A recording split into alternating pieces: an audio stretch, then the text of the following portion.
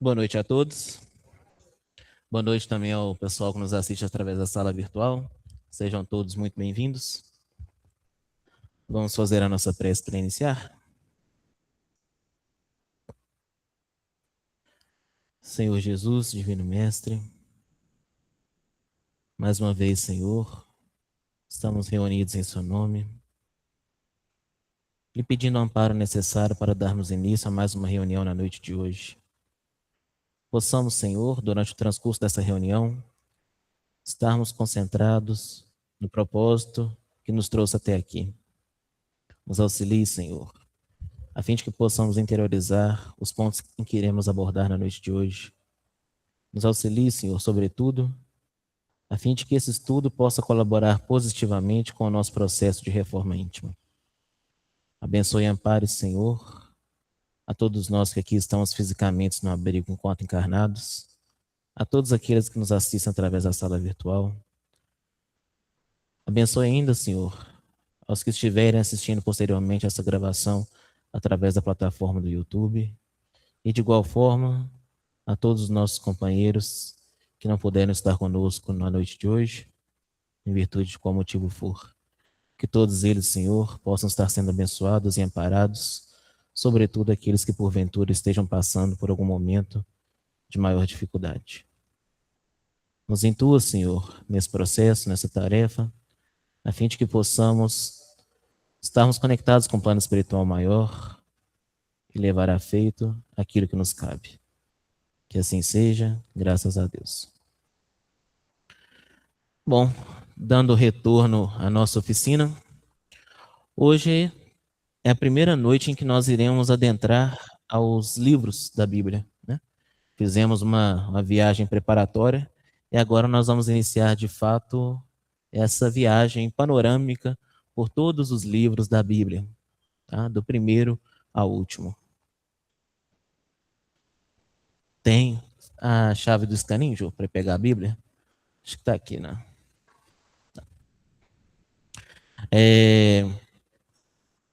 Hoje nós vamos começar com o livro de Gênesis, tá? O livro de Gênesis não é um livro fácil para nós trabalharmos aqui, porque nosso tempo é muito curto. Nós temos 45 minutos apenas, é um livro muito grande. É um livro enorme, tá? Um livro que tem seus 50 capítulos e exige um estudo dedicado da nossa parte para que nós possamos lê-lo e entendê-lo na sua amplitude. O que nós vamos fazer aqui hoje é apenas uma pincelada, é realmente uma viagem panorâmica sobre os assuntos que são tratados nesse livro. Sem dúvida alguma, é um dos livros mais importantes que nós temos aqui na Bíblia, porque não à toa ele é chamado Gênesis, porque realmente ele é o princípio, tá? Toninho já tinha adiantado para nós na semana passada. Hoje eu não projetei os slides ali, porque, sinceramente, não vai dar tempo de nós trabalharmos com mapas, tá? Futuramente, se for o caso, se estiverem com dúvida, alguma coisa, quiserem aprofundar, a gente pode estar preparando algum material a respeito dos mapas para verificar qual o processo de deslocamento dos assuntos que são abordados aqui. Só que eu preferi seguir por essa abordagem sem apresentar os mapas, porque a abordagem por si só já é muito ampla, tá? Então nós vamos focar apenas na história que é retratada, nas histórias que são retratadas aqui no livro de Gênesis. Bom, de bibliografia para a gente, que nós consultamos para poder estar aqui hoje, refletindo sobre isso, a gente recomenda, primeiramente, a Bíblia, né? Uma boa tradução da Bíblia. Nós utilizamos a tradução da Bíblia de Jerusalém. Além dela, a Gênesis de Kardec. Tem uma parte muito importante sobre vários pontos abordados aqui na Gênese. Para além disso, utilizamos também esse livro do Cláudio Francisco, que chama Introdução ao Velho Testamento, um livro que nos surpreendeu muito positivamente. Encontramos ele num sebo e não dava muita coisa por ele não, mas é um livro riquíssimo, traz muitas informações boas. A História da Bíblia, do Hendrik Willem van Loon, tradução de Monteiro Lobato, tem muitas ilustrações também interessantes. E o Atlas, né, que a Cristina trouxe para nós no e-mail semana passada, que é sempre bom nós consultarmos também, para nós entendermos os processos geográficos ali que... Ah, eu tinha deixado ela em algum lugar aí. Deixa eu ver. É. Ué, daqui a pouquinho a Bíblia chega, tá bom? É, bom, como eu tinha dito, não dá tempo da gente trazer tudo sobre o livro de Gênesis, tá? Então nós vamos trazer pequenos fragmentos das histórias que estão nesse livro e vocês então busquem aprofundar depois, como vai ficar gravado, é até mais fácil de vocês conseguirem ver o vídeo lá no YouTube e depois dar seguimento às pesquisas. Bom, os hebreus chamavam esse livro de Bereshit, no princípio. Os gregos chamavam de Gênesis, que é o nome que nós conhecemos, que significa a origem. Tá? Se nós pegarmos esse livro, ele tem várias divisões por gerações. Tá? Moisés ele vai utilizar gerações para poder explicar esse processo de Gênesis. O que é o livro de Gênesis? O livro de Gênesis ele traz uma espinha dorsal da história desde a criação da humanidade até o povo hebreu. É um livro que é para ser lido de forma literal? Não. É um livro que tem vários tipos de gênero literário nele. E é muito difícil a gente saber em qual momento que é qual. Tá? Então, é um livro que realmente exige muito, mas muito estudo para que a gente possa compreendê-lo. Para vocês terem uma ideia, um dos grandes estudiosos do Antigo Testamento aqui no Brasil, eu estava olhando no YouTube para comentar os versículos, os capítulos de 1 a 4 ou 1 a 3, salvo engano. Salvo engano, ele gastou 3 horas e 50 minutos. E o título do livro, do vídeo era Introdução. Então, a introdução ao estudo desses capítulos. Nós temos 45 minutos para falar dos 50, né? Então, tem uma disparidade. Essas divisões por gerações, ela recebe o nome de Toledot, tá? A palavra hebraica também, que significa justamente gerações. E são 10 gerações que existem no livro, tá bom? A primeira delas vai falar sobre a origem dos céus e da terra. Aí já começa a pegadinha, porque quando eu falo as origens do céu e da terra, não é no sentido literal, do céu como firmamento e da terra como está aqui. Porque isso é conhecido, é uma figura de linguagem conhecida como merismo, em que você pega esses comparativos para poder dar uma noção do quê? Do todo. Hoje nós temos uma palavra para significar o todo, por exemplo, que existe, o universo. Na época não existia essa palavra, universo. Então utilizava-se de merismo. Então, dos céus e da terra. Quando eu quero, por exemplo, do mais novo ao mais velho, do mais pobre ao mais rico. Tá? Então, são comparativos que fazem a gente enxergar o todo como si só. Como a gente já falou, mas para reforçar, esse livro ele vai compreender os primeiros passos da raça humana, lá nos primeiros capítulos da obra. Os primeiros passos da raça humana. E ele conclui com os movimentos da família, do pequeno grupo da família hebraica, que nós vamos entender melhor daqui a pouco. Tá? O livro, portanto, não cometa um erro de achar que o livro é um tratado de história. O autor não teve nenhuma intenção de tratar esse livro como um tratado histórico. Tá? Também a gente não vai ver no livro de Gênesis nenhum tratado a respeito de como foi criada a Terra, por exemplo. A gente não acha nada disso lá em questões científicas, os processos científicos que levaram. Tá? Isso aí fica a cargo da ciência. O objetivo dessa obra aqui é outro. O objetivo dessa obra é apresentar mais uma visão teológica do que materialista, do que uma visão científica. Tranquilo? Antes de eu me debruçar no livro de Gênesis, o que eu preciso saber? É importante que eu tenha alguns conhecimentos prévios. Primeiro deles, reencarnação. Para eu compreender esse livro, é muito importante que eu tenha dentro de mim já consolidada a ideia da reencarnação, compreendendo como que ela funciona. O que é reencarnação? Quando a gente morre, a gente não morre, não é isso? A gente deixa somente o corpo, mas a nossa alma, denominada espírito agora, passa a viver na erraticidade. Erraticidade, embora o nome seja um pouco sugestivo, não é uma vida de erros após a morte. Erraticidade é esse período, esse transcurso entre uma encarnação e outra. Esse período em que nós ficamos no plano espiritual, aguardando uma transição, aguardando essa nova encarnação. Então, é um ciclo. Nosso corpo morre, a gente nasce em um novo corpo, um renascimento, né? Então, é importante que eu já tenha bem consolidado esse processo reencarnatório para que a gente possa entender, compreender o livro de Gênesis. Por que é importante eu ter esse conhecimento de reencarnação? Porque no livro de Gênesis a gente vai começar a tratar de algo que o Kardec explica para nós na Gênesis, que é o processo de emigração e de imigração dos espíritos. O que é isso? A todo momento aqui na Terra, espíritos estão saindo e espíritos estão chegando. Se vocês tiverem dúvida, visitem qualquer hospital. Tá? Vocês vão verificar. As pessoas morrem, as pessoas nascem. E é assim desde que o mundo é mundo. Né? Em alguns momentos, contudo, existe uma escalada desse movimento, porque ocorrem desencarnes coletivos e nascimentos coletivos também. Tá? Não só aqui na Terra, mas em vários outros planetas. E dentro desse mecanismo de coletividade, encarnando, ora desencarnando, ocorre também que nem sempre é o mesmo grupo que vivia naquele planeta. Pode ocorrer, então, de outros grupos, de outros planetas, virem encarnar no mundo em que nós estamos aqui agora. Tá?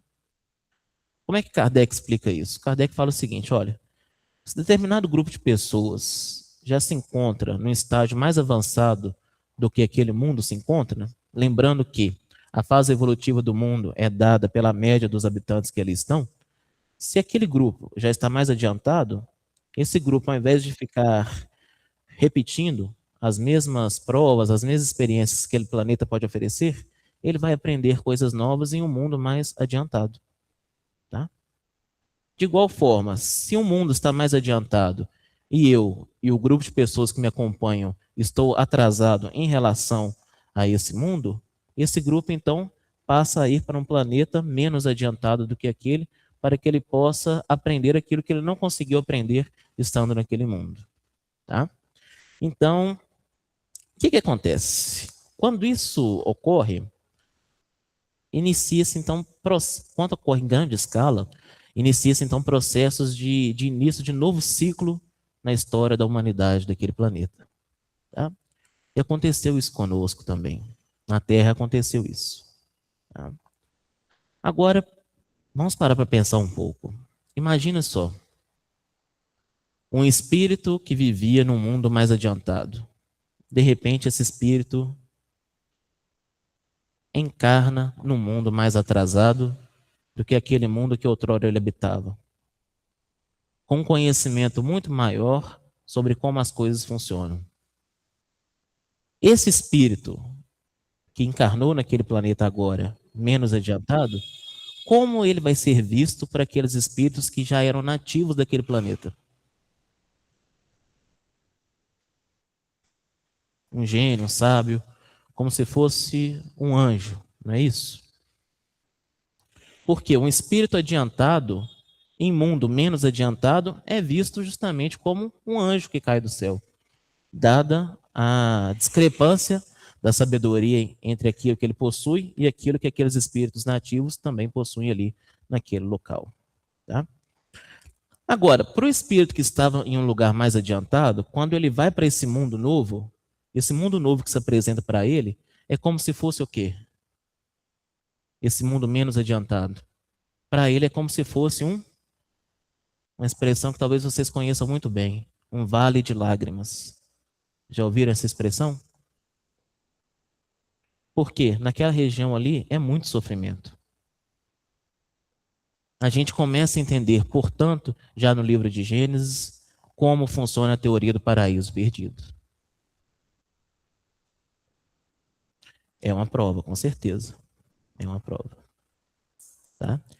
E a misericórdia divina é tão ampla que esse espírito não vai para esse planeta menos evoluído perante aquele que ele estava somente para aprender. Ocorre uma troca. Ele também ensina aquilo que ele já sabe para aquelas almas que, até então, se comparadas com o referencial daquele planeta mais evoluído, estão relativamente atrasadas. perante esse referencial. Tá? Então, são elementos que a bondade divina utiliza para fazer com que esses mundos mais primitivos, entre aspas, não de primitivos em termos de primitivismo, mas assim, mais primitivos em relação àquele que já está mais evoluído, ele possa então conseguir evoluir de forma gradativa. Como que nós conhecemos o jardim, que está narrado aqui no livro de Gênesis? Jardim do Éden. Éden é uma palavra que significa deleite, prazer. Então, um jardim dos prazeres, um jardim dos deleites. Não conseguimos precisar, mas essa história que narrada aqui em Gênesis possivelmente ocorre aí entre mais ou menos 4.000 anos antes de Cristo. Mas fique claro, não é a história do começo da humanidade. Por quê? É engraçado que para a gente entender o Antigo Testamento, o Novo Testamento auxilia muito. Nesse caso em específico, o Novo Testamento auxilia contando algo que o Antigo Testamento já continha, que é uma profecia de Isaías. Mas vocês devem se lembrar, se nós pegarmos no Evangelho de Mateus, lá no capítulo 4,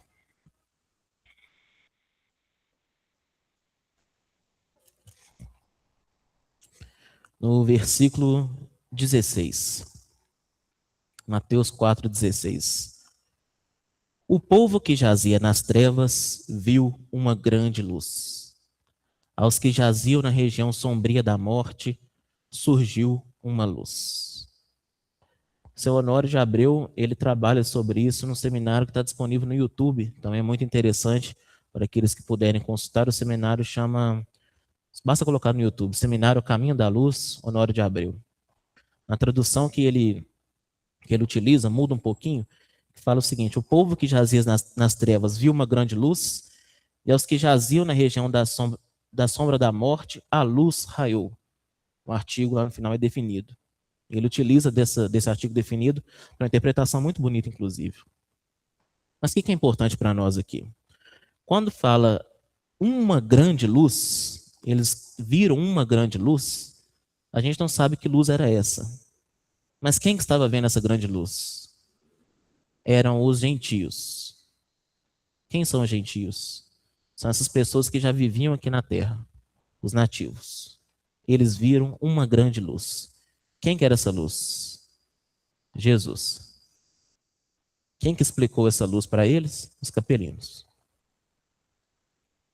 Contextualizando, os capelinos, para a gente recordar, eram os habitantes de um planeta que estava passando por um processo de evolução semelhante ao que a Terra está passando hoje.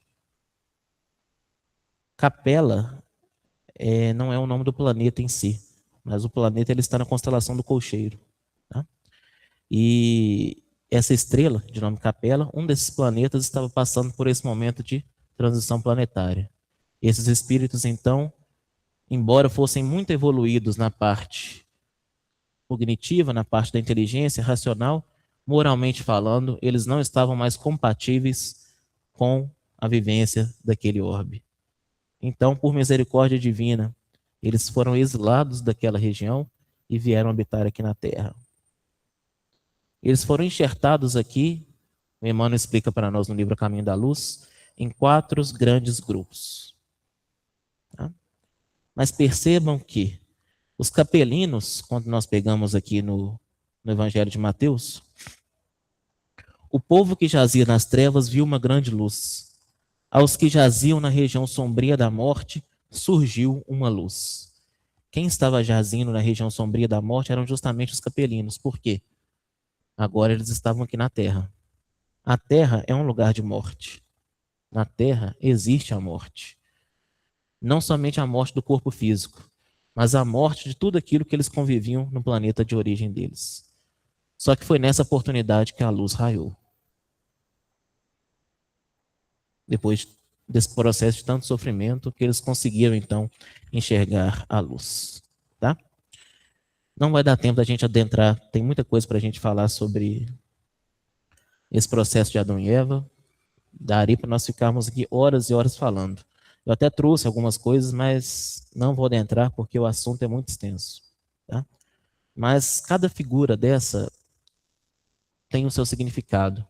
Não pensem que Adão foi o primeiro homem, mas Adão representa uma raça que foi enxertada aqui na terra. Do mesmo modo Eva, do mesmo modo a serpente. Tá? Do mesmo modo, tudo tem significado muito forte no livro A Gênesis, nesse processo inicial aqui da queda do homem. Até mesmo a árvore. Só, por favor, não nutram na ideia de vocês, na mente de vocês, que existia a tal da maçã. Porque não existe a tal da maçã no livro, tá? Não fala-se maçã. Isso aí já vem de fábulas do imaginário popular. Bom, mas aí,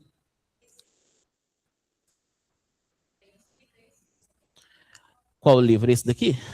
Ela está perguntando se o outro, Introdução ao Velho Testamento, ela está perguntando se esse livro explica isso. Não, esse livro vai focar mais numa visão literal do que está na Gênesis.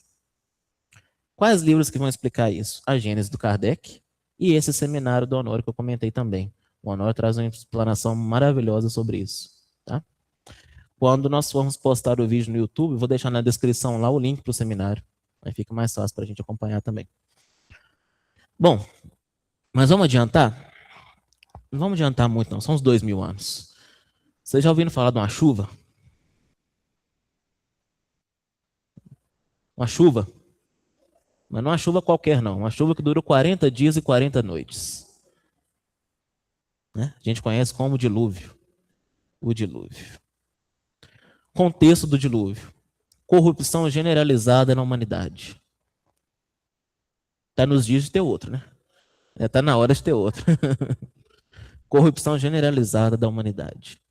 Deus, então, olha para essa situação e decide recomeçar. Estou trazendo uma análise literal do que está no livro. Deus, então, decide recomeçar. Surge, então, a figura de Noé. Quem que era Noé? Noé era descendente de Lameque. Quem que era Lameque? Filho de Matusalém. Quem que era Matusalém? Descendente de Adão. Tá? Então, essa história toda é só para provar que Noé, de certa forma, vem de Adão. Era um descendente de Adão. Bom, mas fato é que nós não sabemos precisamente onde Noé vivia, mas possivelmente na região da Mesopotâmia. Deus ordena que ele construa uma arca e lá no texto dá as dimensões exatas dessa arca.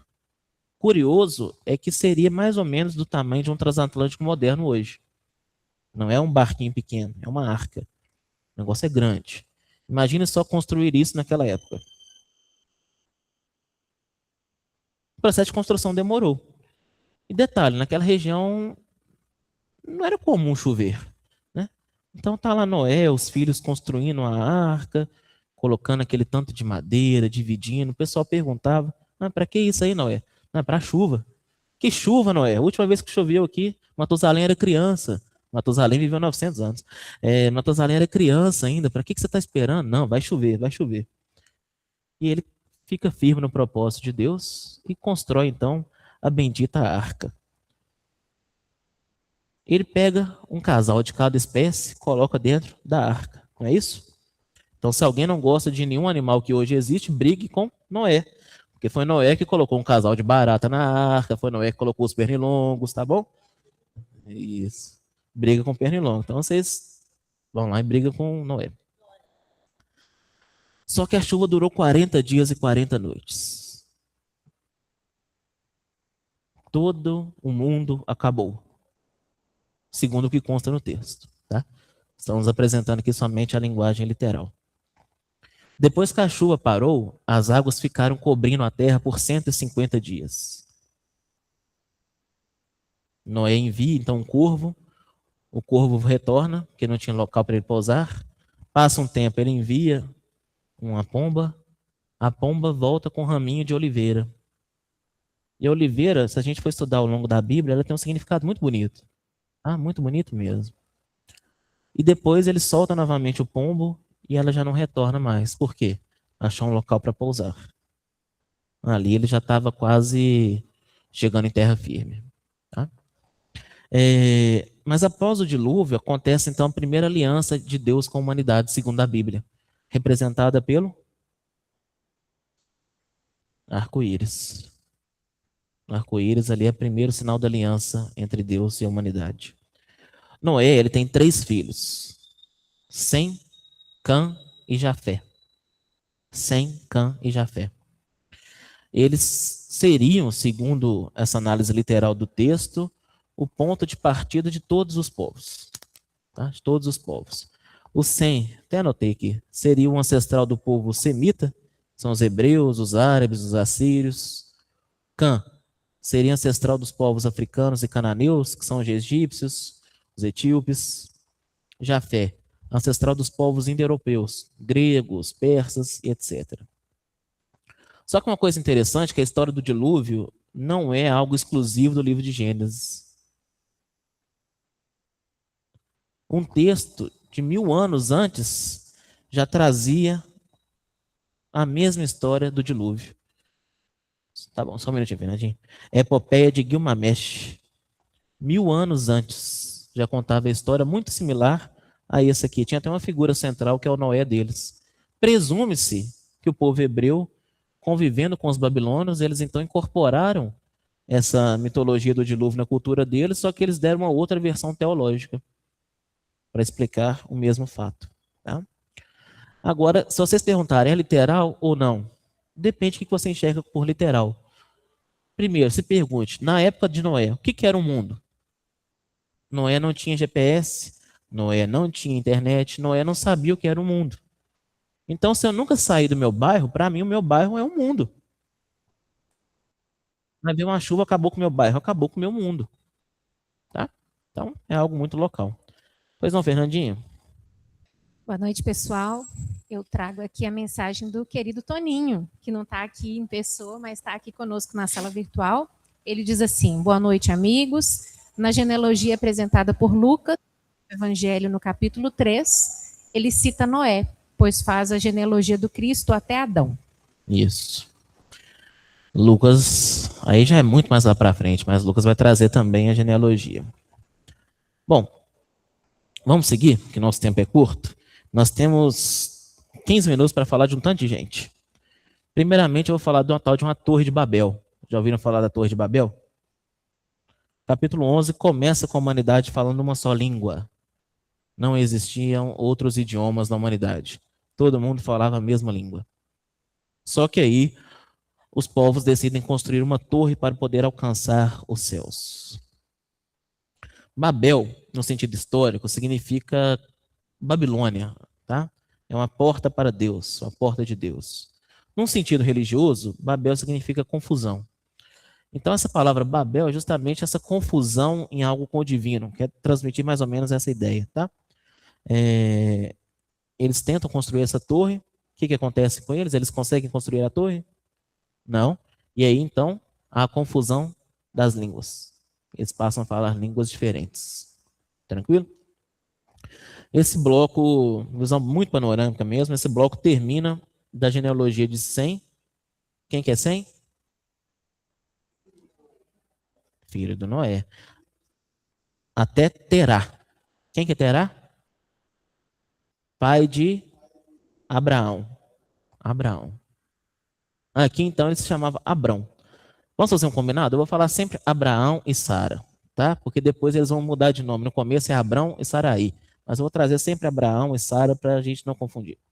E novamente são 10 gerações, conectando desde o fim do dilúvio até a história, o início da história dos patriarcas. Terá, ele vai sair de Ur dos Caldeus em direção a Canaã. Ele é inspirado divinamente a fazer isso. Sai do território de Ur dos Caldeus até Canaã. Canaã é a terra que manava leite e mel. Só que esse leite e mel no sentido muito figurado. Porque nós vamos ver que ao longo da história aqui dos patriarcas, a grande razão deles sempre saírem de Canaã é por causa da fome. Eles sentiam fome. Que a terra não era uma terra produtiva, uma terra muito seca. Mas vamos começar o ciclo de Abraão. Esses eventos da Torre de Babel, mais ou menos aproximado, a gente está falando aqui de 2.200 anos antes de Cristo, tá? 2.240, mais ou menos. Agora em Abraão, a gente já está falando aqui em torno de 2.166 antes de Cristo, de forma aproximada. Abraão, ele recebe um chamado para também ir para Canaã, continuar essa missão do pai, tá? Aí que agora eu vou acompanhar aqui, porque tem muita informação, muita gente, senão eu vou esquecer de boa parte deles.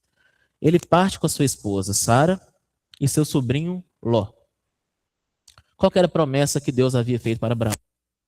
Terra, descendência incontável e ser fonte de bênçãos para todas as nações. Só que em Canaã havia fome. Eles então passam fome em Canaã. Eles descem então para o Egito. Chegando no Egito, a mulher de Abraão, Sara, era muito bonita. E ele, num ato de desatino, ele ficou com muito medo dos outros homens, os habitantes do Egito, matarem ele para poderem roubar a sua mulher, Sara. Ele então apresenta Sara como a sua irmã, querendo preservar a sua própria vida. Passou longe de ser cavaleiro, né? Passou longe de querer sacrificar para proteger a esposa. Ele quis aqui proteger a pele dele. Eram outros contextos. Bom, só que o faraó acaba tomando Sara de Abraão, tomando a esposa dele. Deus resolve interceder, segundo o autor, e envia pragas. O faraó começa a observar aquilo, descobre a verdade e resolve então devolver Sara para Abraão. Nisso que ele devolve, ele também expulsa eles do Egito. Então, Abraão, Sara e Ló retornam para onde? Para Canaã, a terra prometida. Ambos, tanto Abraão quanto Ló, eles já eram muito ricos. Eles já tinham seus bens, já tinham servos, já tinham rebanhos. E os pastores de Abraão começaram então a brigar com os pastores de Ló. Abraão quis resolver aquilo de uma forma muito pacificada, então o que ele falou? Olha, Ló, você vai para uma região e eu fico aqui em Canaã. Ló então vai para essa região. Só que Ló se aproxima de uma cidade que era muito conhecida por seus pecados. E ele se instala nessa cidade. Como que essa cidade se chama? Sodoma. Já ouviram falar de Sodoma? Então, Ló se instala em Sodoma. Abraão permanece em Canaã. Só que essa cidade ela era tão complicada, mas tão complicada, que Deus mais uma vez decide destruir aquela cidade. Deus aqui no Antigo Testamento é um Deus muito destruidor. Se as coisas não estão funcionando bem, ele destrói. Tá? Ele então resolve destruir a cidade de Sodoma. Só que Abraão começa a barganhar com Deus. Mas Deus, se houvessem 50 justos nessa cidade, então eu não destruiria. E se houvessem 40? Se fosse eu no lugar de Deus, já tinha ficado irritado. Mas e se fosse 40? Não, aí eu pouparia todo mundo. E se fosse 30? Pouparia todo mundo, Abraão. E se fosse 20? Pouparia todo mundo. E se fosse 10, Deus? Pouparia todo mundo. Mas a cidade é destruída. Por quê? Porque não existiam 10 justos naquela cidade. Tamanha corrupção. Deus, então, destrói a cidade de Sodoma.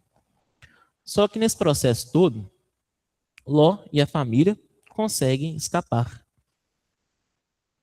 Aí vem uma outra história que vocês também conhecem. A mulher de Ló, ao invés de deixar o passado para trás, resolveu dar uma espiadinha e ver a cidade sendo destruída. O que acontece com ela? Vira uma estátua de sal.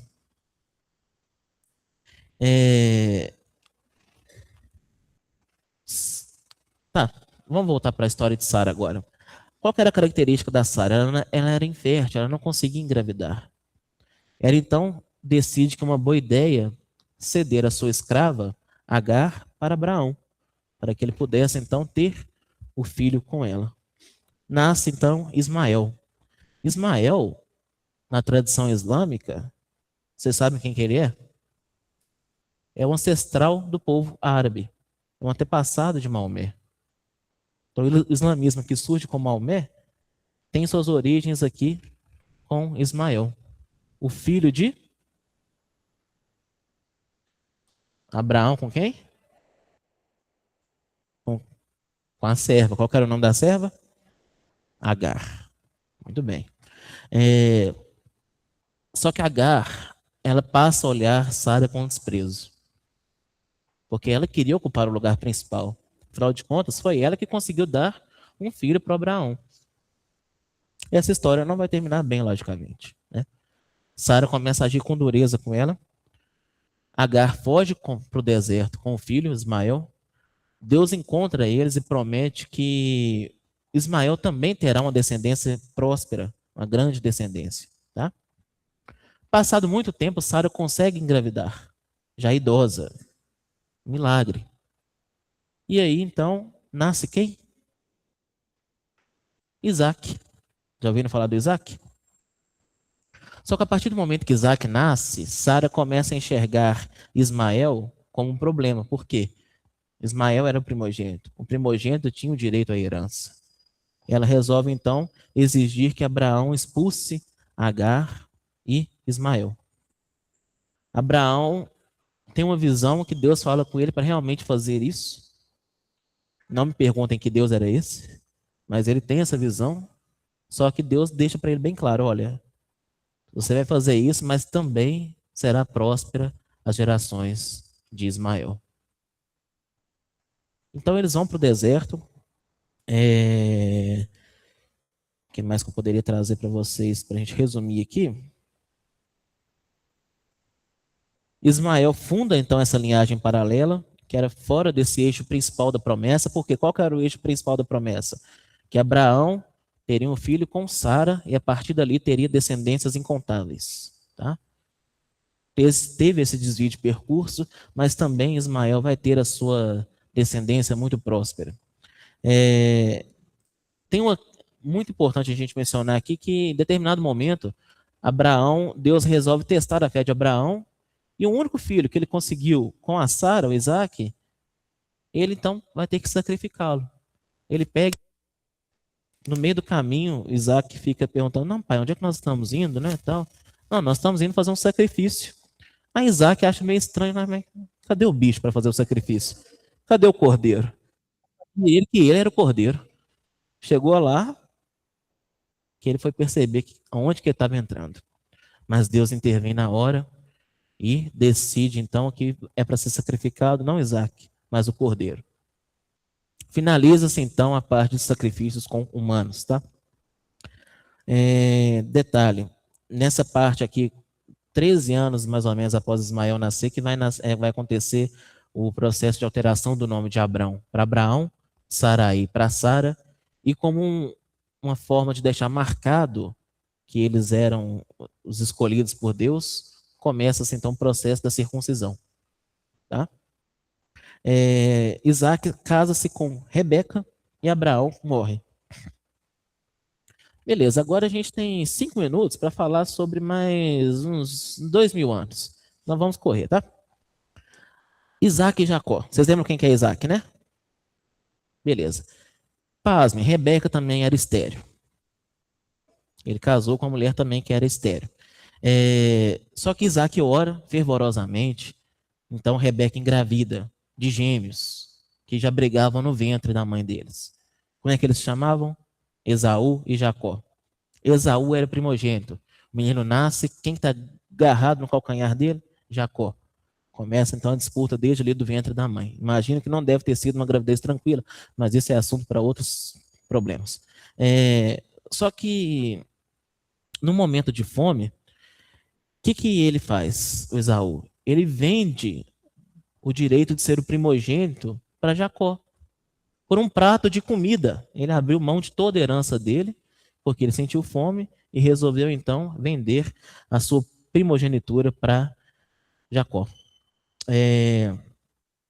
Isaac vai repetir o erro de Abraão. Não vou adentrar muito nisso aqui por causa que o tempo é curto, mas Rebeca ela era muito bonita. Ela era muito bonita mesmo. E ele então fala que ela era irmã dele novamente, só que o rei descobre, mas dessa vez o rei protege eles. E acabou que eles encontram ali um terreno muito próspero para que eles pudessem trabalhar e conseguir conquistar as coisas. Só que Rebeca, ela tinha um problema, tá? Nessa parte aqui, a mãe não amava os dois filhos de forma igual, não. A Rebeca, ela tinha um preferido dela, que era Jacó. Só que pro Isaac, tanto faz o Esaú ter vendido a parte dele de ser primogênito. Ele considerava o Esaú como primogênito. E já na velhice, ele estando muito velho, ele vai dar a bênção para o Esaú para que ele possa, então, tomar posse da herança, todas aquelas outras coisas. Rebeca, então, plana toda uma trama ali e faz, ele já cego, ela faz com que Jacó se passasse por Esaú. Ele era caçador, e ela então veste uns casacos de pele em Jacó, e ele se apresenta diante do pai, e o pai então outorga a ele o direito de ter a gestão de todo o patrimônio, a bênção. Esaú descobre e naturalmente ele não fica feliz com essa história. E então decide que vai fazer o quê? Matar Jacó. Nessa época aqui as pessoas resolviam as coisas, era assim. Jacó com medo, Jacó ficou apavorado, ele foge para a Mesopotâmia, para a casa do seu tio, tá? Labão. Chegando lá, ele se apaixona por uma mulher que chama Raquel. Só que tem uma trama lá que o tio dele também não era assim muito confiável, que ele quer se casar com Raquel, mas depois ele descobre que ele casou com a irmã mais velha da Raquel, que chamava Leia. Mas não tem problema não, porque ele teve filho com as duas. E além das duas, ele teve filho com mais duas concubinas também. Com a Leia, ele teve 6 filhos e uma filha, a Diná. Não é a Diná da novela, não, é a Diná daqui do Antigo Testamento. Então ele tem 6 filhos com essa mulher, e com as outras 3 ele tem 2. 2 mais 2 mais 2, 6 mais 6. Esses 12 filhos se tornam as tribos de Israel. Tá? Detalhe, Jacó, ele enriquece muito nesse processo, e o sogro dele, que se chama Labão, ele começa a ficar incomodado, né? Como assim? Eu sou muito mais velho que ele está muito melhor que eu. Começa a criar, então, um problema. Ele resolve fugir. Deus aparece para ele e fala, você vai para Canaã. Quem que estava em Canaã? Esaú, doido querendo matar ele. E aí ele fica com muito medo, né? De retornar.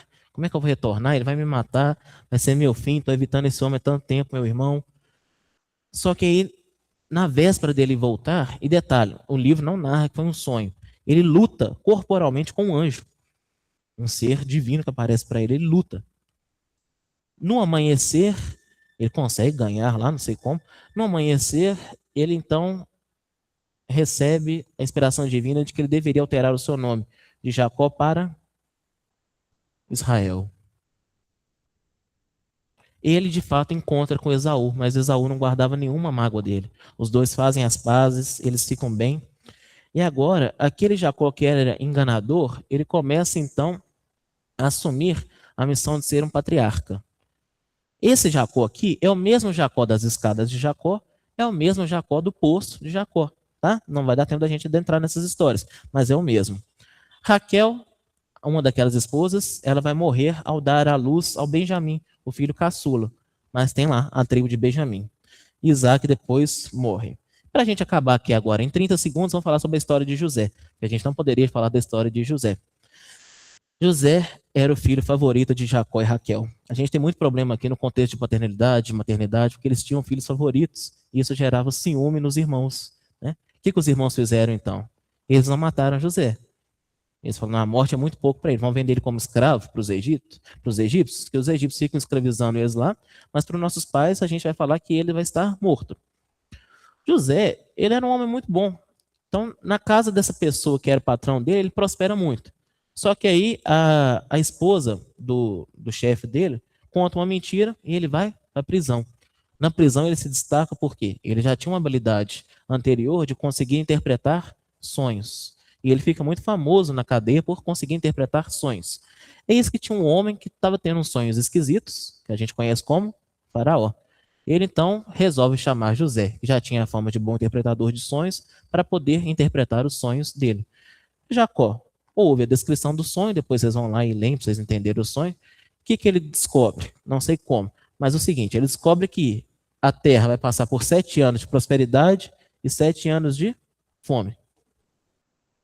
Com um gesto de agradecimento, o que o faraó faz? Nomeia José como governador. Ele fica então responsável por gerir todo o processo de armazenar os alimentos durante os 7 anos de bonança, para que no período da falta, da escassez, eles pudessem ter alimentos suficientes. Quando a fome chega, quando passa esses 7 anos e a fome realmente vem, Canaã, que é a terra que estava passando por dificuldades desde que a gente está entendendo aqui, começa novamente a sentir fome. A família do José, então, vai para o Egito querendo comprar alimento. De forma bem resumida, José reconhece os irmãos ali e fica olhando para ver se eles tinham mudado de caráter. José percebe que eles mudaram de caráter e se apresenta a eles. Eles, então, ficam muito felizes de reconhecerem José ali e trazem toda a família para o Egito. A família hebraica. É a família hebraica. E eles começam a viver no Egito e são muito bem cuidados, são muito bem alimentados. Jacó fica muito feliz porque os irmãos fizeram as pazes, abençoa todos eles. Depois ele morre. José garante a todos eles que não vai se vingar. E José morre aos 110 anos. 110 anos, mas com uma promessa. Quando o povo saísse do Egito, após passar esse período de tribulação, seus ossos deveriam ser levados para Canaã. Essa promessa é cumprida em Êxodo, que nós vamos ver semana que vem. Alguma dúvida? Cenas para o próximo capítulo. Alguma dúvida? Que bom, gente. Muito obrigado pelas não dúvidas. Temos alguma coisa, Fernandinho? Que bom. Vamos fazer a nossa prece para encerrar. Toninho não pôde estar conosco hoje porque ele está com problema na coluna, mais uma vez. Já foi medicado, está passando pelo tratamento. Vamos envolver ele em nossas preces para a sua pronta recuperação. Senhor Jesus, Divino Mestre, mais uma vez, Senhor, lhe agradecemos por mais essa oportunidade. Possamos, Senhor, reter tudo aquilo que refletimos na noite de hoje, a fim de que possamos cada vez mais nos dedicar a esse processo, Senhor, de corrigindo os nossos defeitos e aprimoramento de nossas atitudes. Em especial, na noite de hoje, gostaríamos de rogar um amparo a favor de nosso irmão Toninho, para que a espiritualidade maior possa estar junto a ele, sanando as dores, auxiliando, Senhor, a fim de que ele possa estar se sentindo amparado e acolhido por vossa misericórdia divina, e não só as dores cessem, como também o problema central seja resolvido. Seja conosco, Senhor, hoje e sempre, que assim seja, graças a Deus.